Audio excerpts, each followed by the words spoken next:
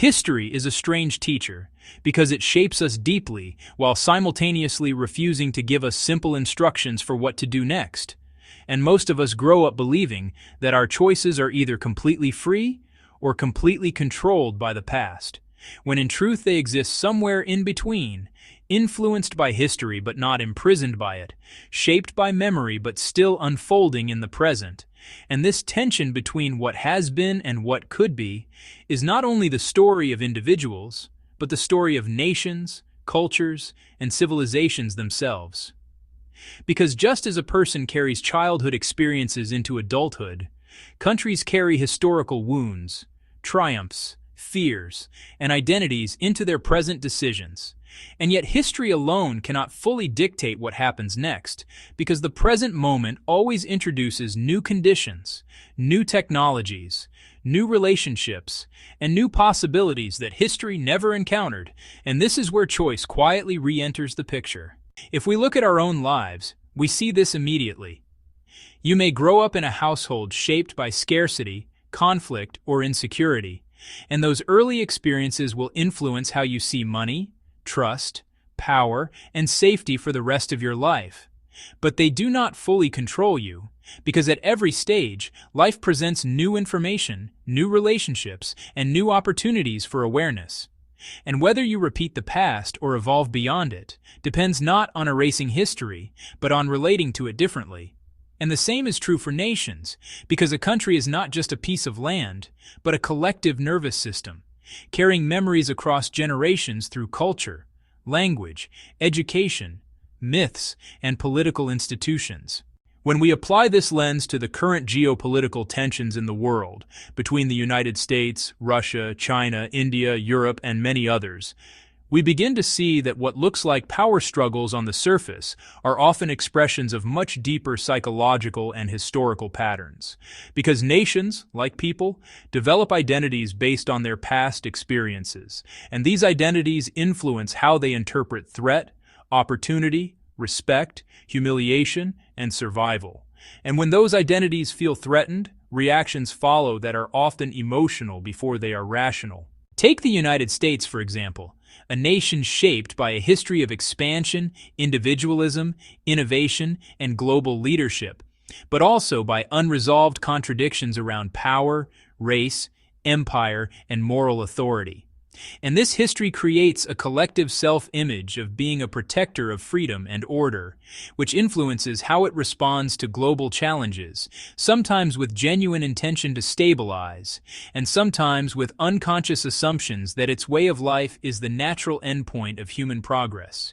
And when this identity is challenged by rising powers, internal division, or global criticism, the response is often framed in terms of defending values, even when underlying motivations include fear of decline or loss of influence. Russia, on the other hand, carries a very different historical memory, one shaped by repeated invasions, vast geography, centralized power, collapse and humiliation, and a long struggle to maintain sovereignty against external forces.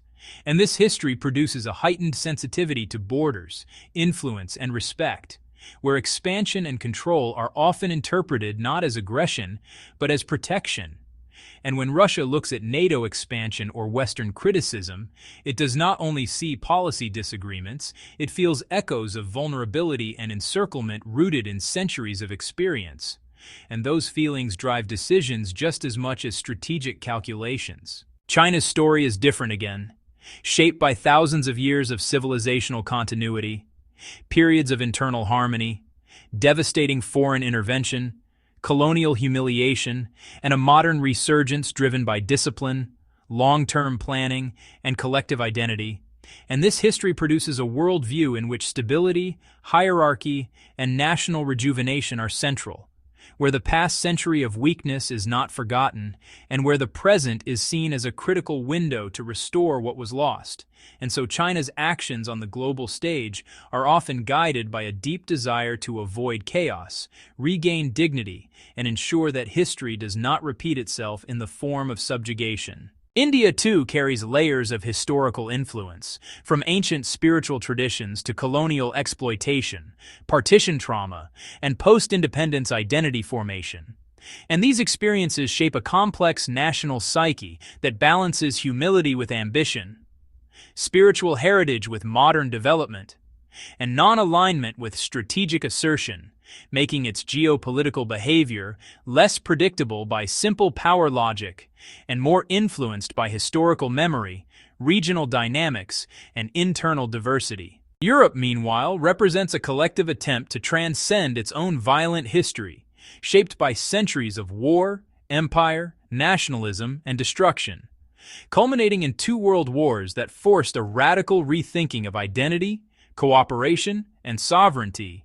And the European project itself can be seen as a psychological response to trauma, an effort to prevent repetition through integration, law, and shared norms, even as older instincts around borders, identity, and security resurface under pressure. From a psychological perspective, all of these actors are responding not only to present conditions, but to internalized narratives about who they are, what they fear, and what they believe is necessary for survival. And this is where sociology, anthropology, and ethology add important insight, because humans, whether as individuals or groups, evolve to prioritize belonging, status, and security. And when resources feel scarce or threats feel imminent, cooperative instincts often give way to defensive ones, not because of moral failure, but because ancient survival circuits are activated. At the same time, spiritual and philosophical traditions across cultures remind us that history is not destiny, that awareness introduces flexibility, and that wisdom lies not in denying the past, but in seeing through it, recognizing patterns without becoming enslaved by them. And this is where the present moment becomes so important, because the present is the only place where history can be reinterpreted and the future reshaped. And this applies just as much to international relations as it does to personal growth. The danger arises when nations become overly identified with their historical narratives, treating them as fixed truths rather than evolving stories. Because when identity hardens, imagination shrinks, and when imagination shrinks, the range of possible futures narrows, leading to conflict that feels inevitable, when in reality it is simply unexamined momentum. From an evolutionary standpoint, competition and cooperation have always coexisted, and societies that survive over long periods are not those that dominate at all costs, but those that adapt, balance power with restraint, and learn when to compete and when to collaborate. And in an age of nuclear weapons, climate change, and global interdependence, the cost of repeating ancient patterns without reflection becomes existential rather than regional.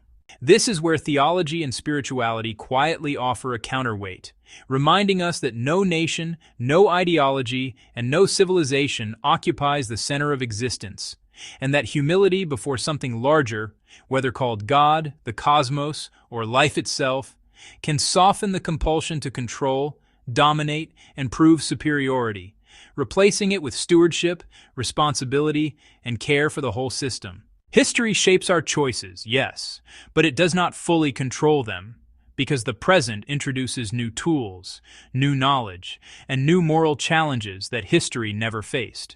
And the future will judge us not only by how well we defended our past identities, but by how courageously we adapted them to a world that is more interconnected than ever before, where the suffering of one region eventually touches all others. And perhaps the deepest lesson here is not about geopolitics at all, but about consciousness.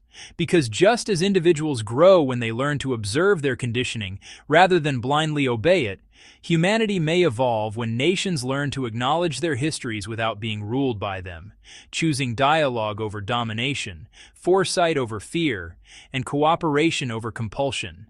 Not because history demands it, but because survival now requires it. In this sense, the future remains open, not because history is irrelevant, but because awareness changes how history operates, and whether the current geopolitical tensions evolve into greater conflict or into a new form of global maturity will depend less on who is right and more on who is willing to see beyond their inherited story, recognizing that the world has outgrown the old scripts, and that the next chapter, like all meaningful growth, will require humility, imagination, and a willingness to evolve.